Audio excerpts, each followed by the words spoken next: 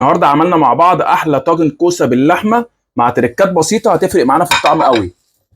بجد احلى طاجن ممكن تاكله في حياتك، بخلاف كمان ان الكوسه ليها فوائد كتيره جدا. يلا بينا على الطريقه والمقادير.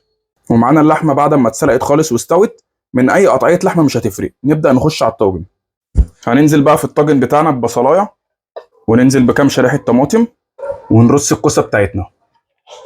هنجيب بقى الشوربه بتاعتنا، هننزل عليها بمعلقه صلصه، دي الشوربه بتاعت اللحمه، وننزل بحبه كزبره، وننزل بحبه بهارات لحمه، وحوالي معلقه ملح صغيره، ونص معلقه فلفل اسود، وننزل بقى بمعلقتين نعناع ناشف.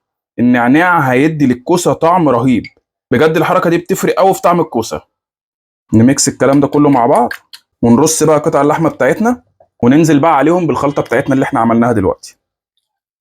هنا بقى في المرحله دي هنسويها على النار من فوق حوالي 10 دقايق، وندخلها الفرن حوالي ربع ساعه.